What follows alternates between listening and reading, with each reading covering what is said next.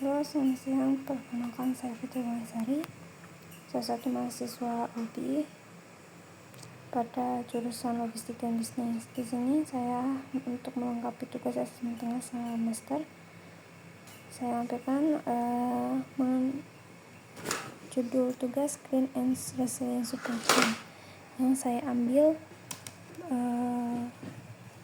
salah satunya pada artikel yang nanti akan kita bahas. Nah, di sini artikel yang saya maksud itu yang berjudul Green and Resilient Supply Chain, kombinasi dahsyat untuk bisnis yang tak terkalahkan, yang merupakan yang dibuat oleh Bapak dosen pemangku mata kuliah logistik halal, yaitu Pak Agus Purnomo. Untuk gagasan utama pada artikel merupakan bahwa rantai pasok atau supply chain di era sekarang tidak cukup hanya efisien atau biaya rendah, tetapi harus tangguh atau resilience dan berwawasan lingkungan atau green, agar bisa bertahan di tengah tantangan global seperti pandemi, krisis geopolitik, dan perubahan iklim. Di sini terdapat saya masukkan poin-poin penting pada artikel yang nantinya akan saya jelaskan, yaitu pertama, green supply chain yang berfokus pada pengurangan dampak lingkungan dalam setiap tahapan rantai pasok, mulai dari produksi hingga distribusi. Contohnya penggunaan energi terbarukan, penggunaan emisi karbon, dan limbah industri yang terkontrol. Yang kedua, resilient supply chains yang merupakan kemampuan adaptasi dan pemulihan rantai pasok terhadap gangguan besar seperti bencana alam, pandemi, konflik, dan krisis logistik. Misalnya dalam diversifikasi pemasok, digitalisasi, dan otomasi. Yang keempat, pentingnya kolaborasi dan digitalisasi yang merupakan diperlukan kerjasama lintas sektor antara pemerintah, swasta, masyarakat, dan adopsi teknologi seperti IoT, Big Data, dan blockchain untuk memperkuat ketahanan dan transparansi supply chain. Yang keempat, contoh nyata, yaitu penurunan ekspor timah Indonesia.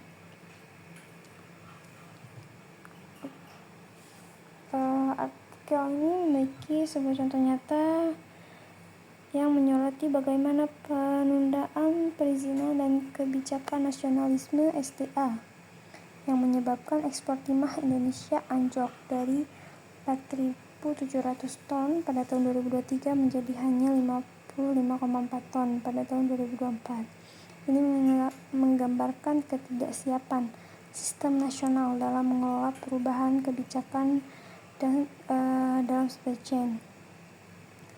Untuk pesan pentingnya, Indonesia perlu mengubah pendekatan dari hanya mengejar volume ekspor mentah menjadi membangun rantai pasok yang bernilai tambah, tangguh, dan ramah lingkungan agar tidak menjadi korban eksploitasi global.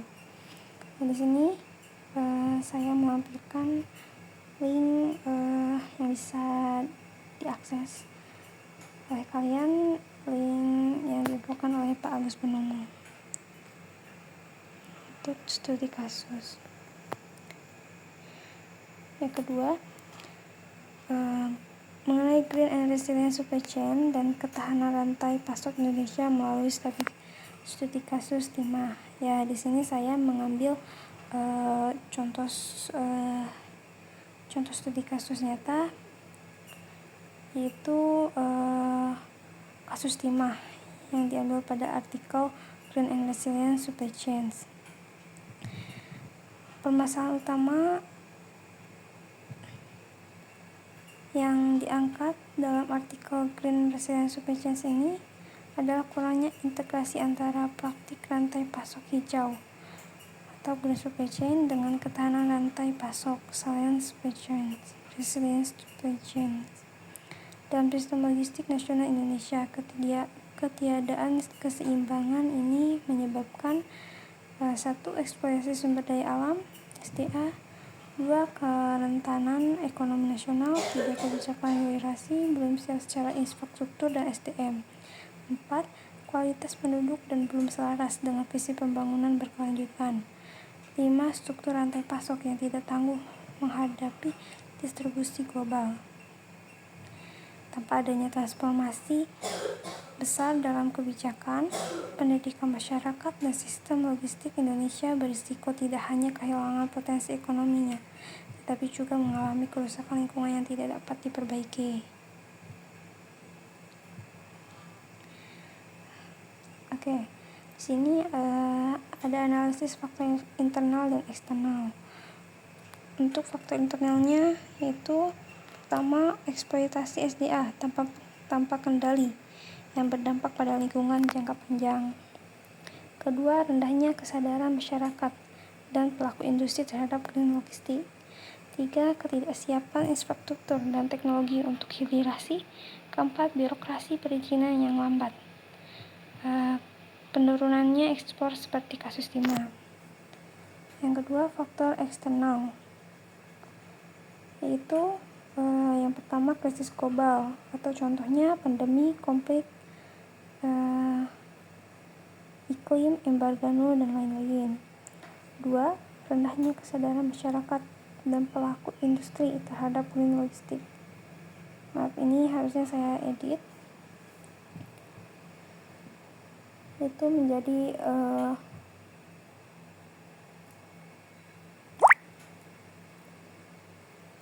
regulasi internasional soal keberlanjutan dan emisi karbon, seharusnya seperti itu. Yang ketiga, tuntutan konsumen dan investor global terhadap ESG atau Environmental Social Governance.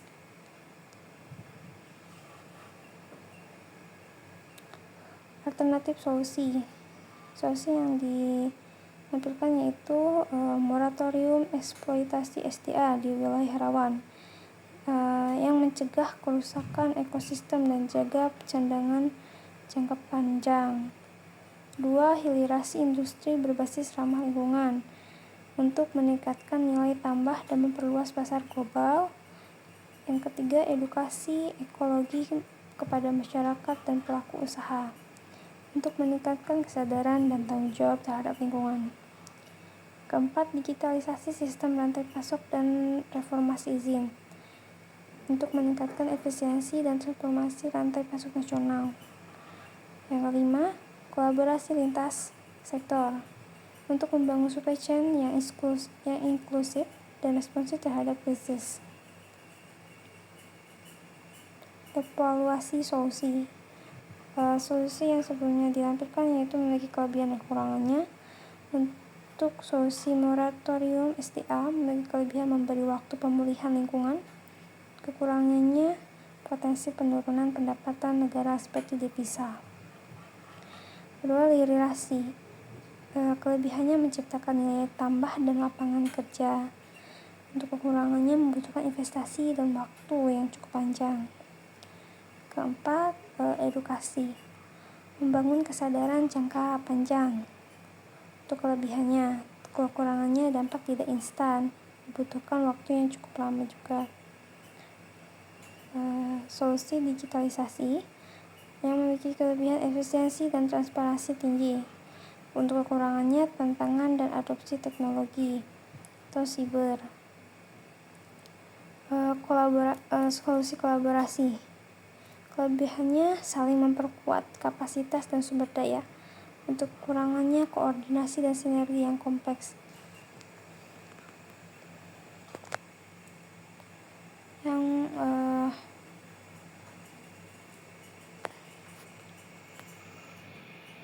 Selanjutnya, untuk rekomendasi solusi yang bisa diambil secara integrasi dari beberapa pendekatan, yaitu 1. Fokus pada hilirisasi industri berkelanjutan untuk menciptakan nilai tambah. Kedua, menyelenggarakan kampanye edukasi ekologis untuk membangun kesadaran kolektif. Ketiga, melakukan reformasi sistem logistik dan perizinan berbasis digital. Langkah ini tidak hanya menyelesaikan masalah jangka pendek saja, tetapi juga membangunkan fondasi kuat untuk berkelanjutan jangka panjang. Kesimpulan pada analisis artikel tersebut yaitu Indonesia sedang dalam masa transisi penting menuju pengelolaan supply chain yang lebih tangguh dan berkelanjutan. Namun proses ini tidak bisa hanya mengandalkan kebijakan top-down atau investasi industri saja. Harus ada perubahan menyeluruh dari perilaku masyarakat, yaitu kesiapan SDM, reformasi birokrasi, hingga kesadaran kolektif akan pentingnya menjaga lingkungan. Jika tidak, kita akan terus berada dalam lingkaran krisis yang sama, rusaknya alam oleh tangan kita sendiri. Di sini identifikasi kelemahan struktur dalam supply chain nasional, tugas 2. Pada tugas saya, yang merupakan rantai pasok nasional Indonesia memiliki beberapa kelemahan struktur yang membuatnya rentan terhadap krisis global. Yang pertama, biaya logistik tinggi. Biaya logistik tinggi di Indonesia itu mencapai 23,5% dari PDB, menunjukkan inefisiensi dalam sistem distribusi dan transportasi. Kedua, ketergantungan pada impor. Banyak bahan baku industri bergantung pada impor, membuat rantai pasok rentan terhadap fluktuasi nilai tukar dan gangguan pasokan global. Ketiga, infrastruktur yang tidak merata. Keterbatasan infrastruktur di daerah tertentu menghambat distribusi barang dan meningkatkan biaya logistik. Keempat, kurangnya integrasi teknologi. Adopsi teknologi digital dalam manajemen rantai pasok masih rendah, mengurangi visibilitas dan responsivitas terhadap perubahan. Kelima, regulasi yang kompleks dan tidak konsisten. Memiliki peraturan yang berbelit-belit dan tidak konsisten antar daerah penghambat kelancaran arus barang. Untuk identifikasi kelemahan struktural dalam supply chain nasional ini, saya mengambil salah contoh di website Kompasiana. Untuk kesimpulan identifikasi tersebut, yaitu untuk menghadapi tantangan distribusi global dan meningkatnya daya saing, perusahaan di Indonesia perlu mengadopsi pendekatan Green Resilient Supply Chain. Hal ini memerlukan investasi dalam teknologi, perubahan budaya organisasi, dan kolaborasi dengan mitra strategis.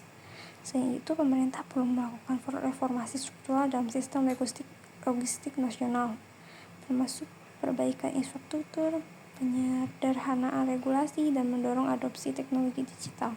Dengan langkah-langkah ini, Indonesia dapat membangun rantai pasok yang tangguh, efisien, dan berkelanjutan. Terima kasih. Sekian. Jika ada bisa ditanyakan, silakan di komen saja. Jangan lupa like dan share. Terima kasih. Assalamualaikum warahmatullahi wabarakatuh.